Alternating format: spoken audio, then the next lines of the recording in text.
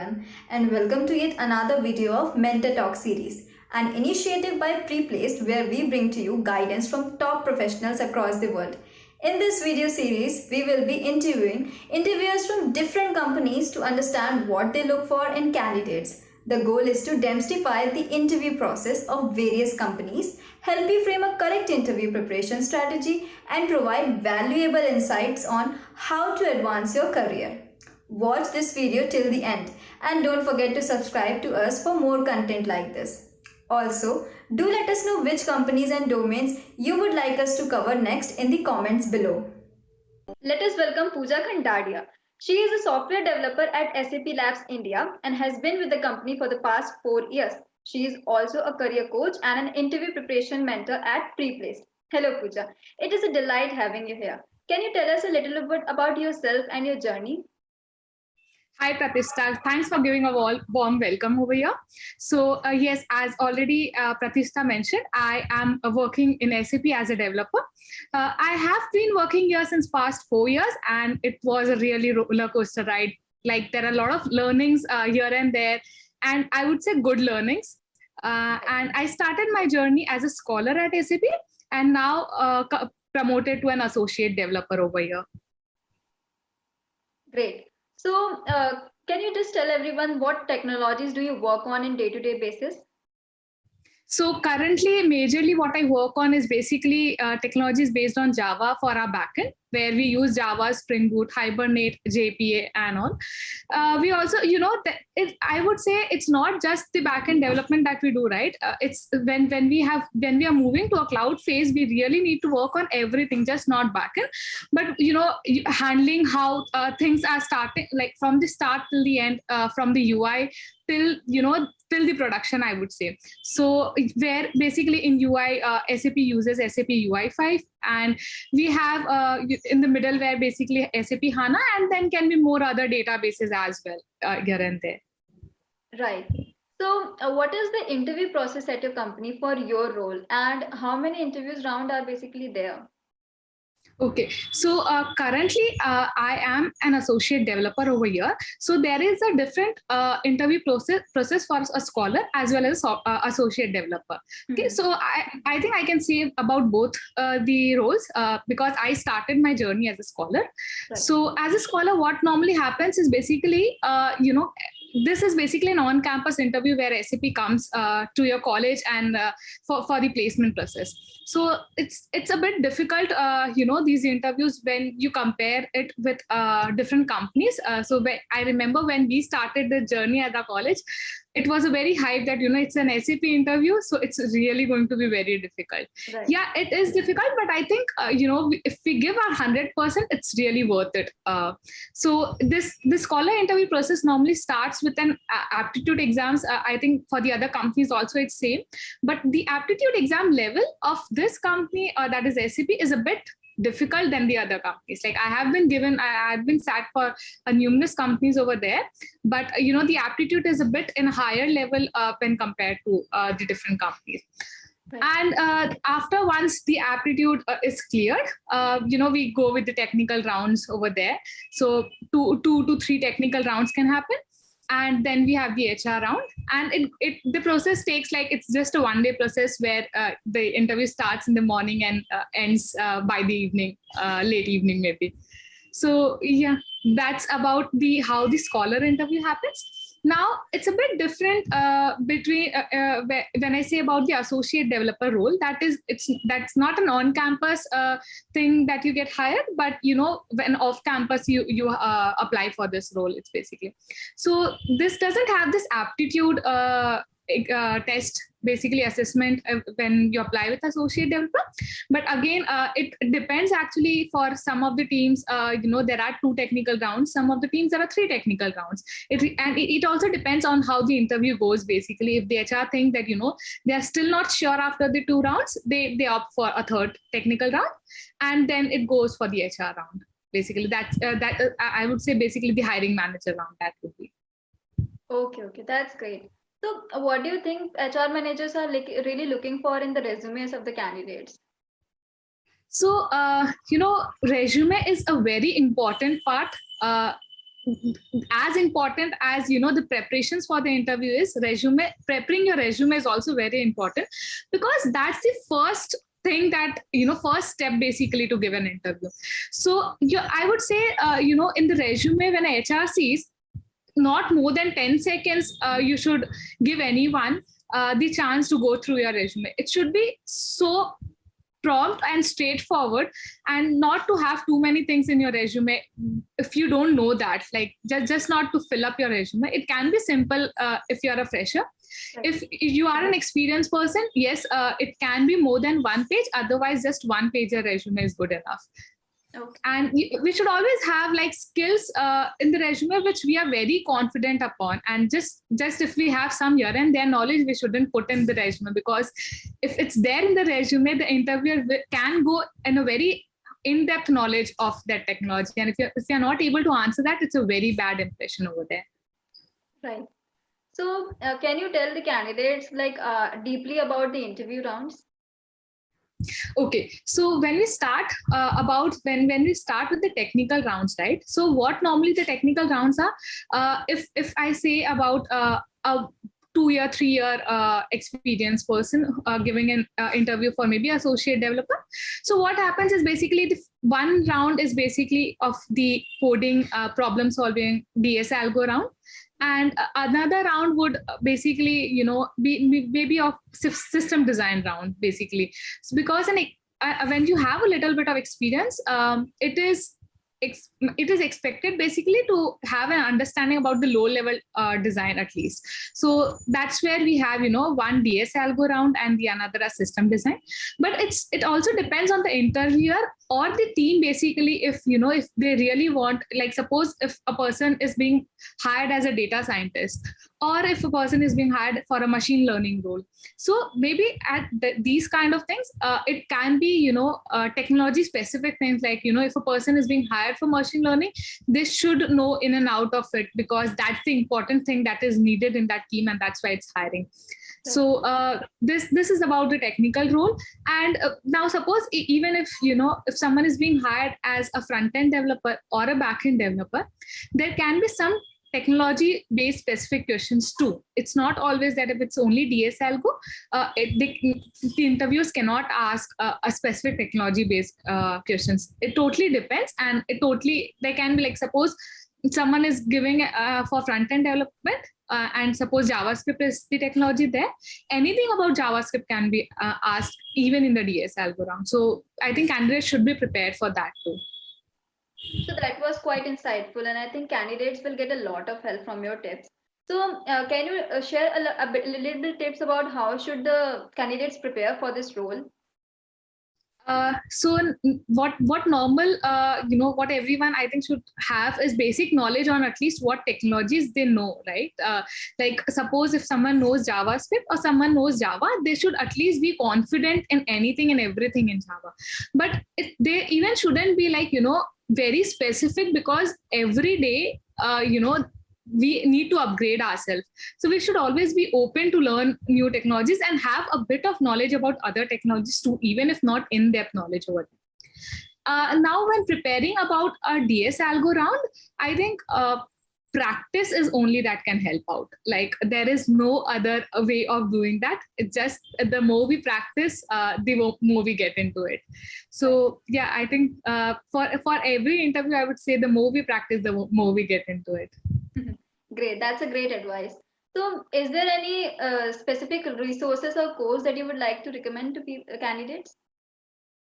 Okay, so when I say about this, I would say LeetCode. I found out as the best resource for having DS algo understanding and problem solving. Maybe there are n number of tutorials there out in YouTube also, where we can just follow the playlist, because it is very important before just to start coding. Also, we need to understand the basic concepts out of that. Right. So I would always recommend, even if someone is starting their career, or starting with DS algo, that can be even after 5 years of your experience, someone thinks of starting about DS algo. So at that point of time, I think we should really know the basics of everything first.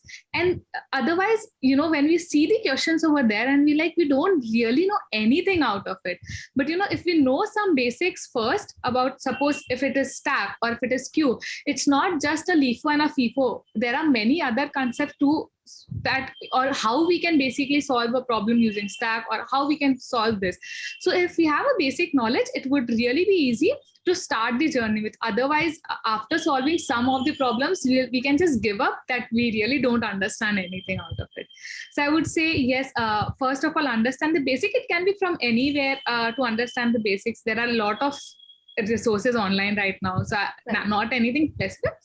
And lead code is my favorite. I have tried a lot of other things also. I wouldn't like to mention other names that, I don't like this or something, but lead code is one of the best I can recommend to anyone out there to practice TSL with. Okay. So are there any key areas that the candidate should focus on?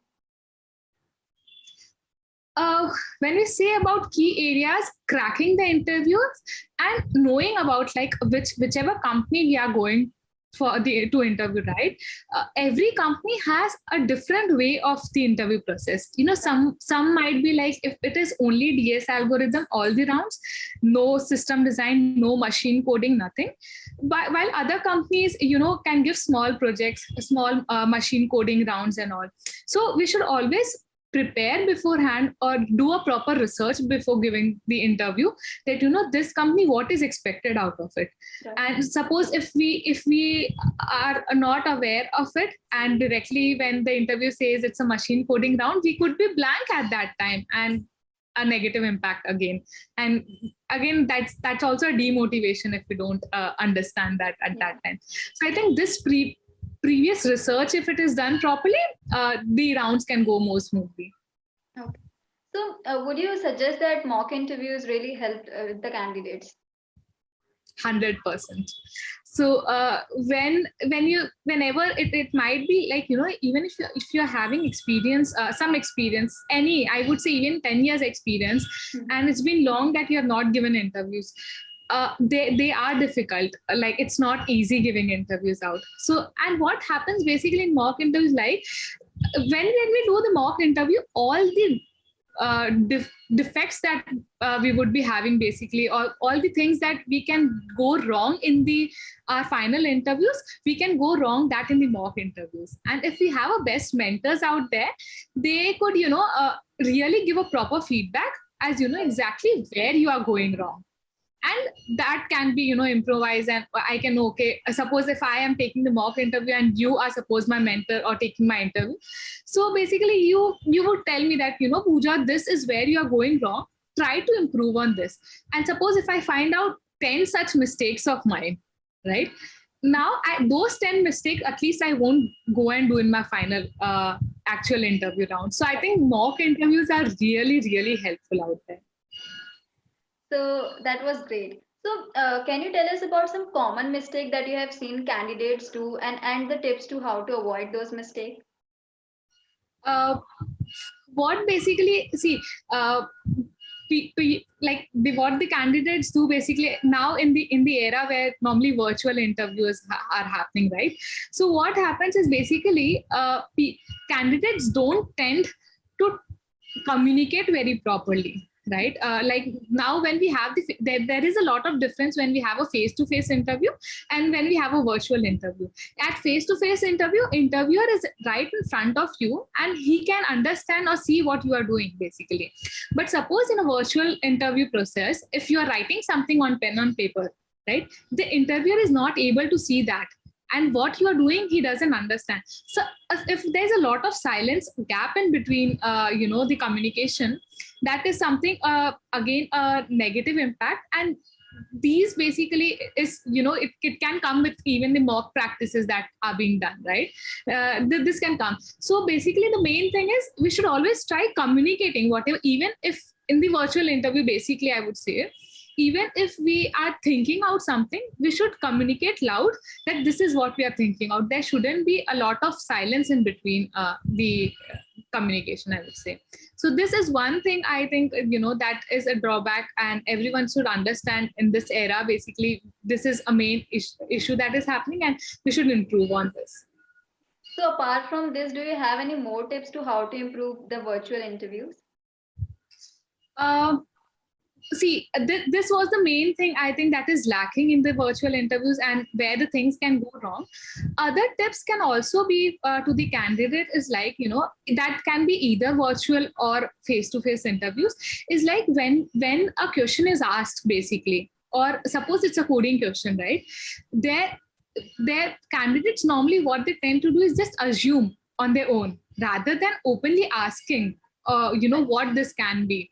Like, is this what is expected? Is this what to be done? No. What, suppose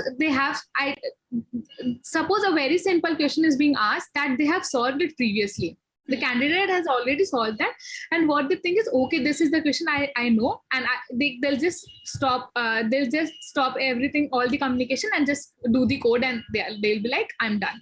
But no, this shouldn't be the process. It should always be that you first ask the interviewer what all edge cases can be there, discuss the problem as what can be the input and the output, what is really expected from this, and then maybe directly not code it out.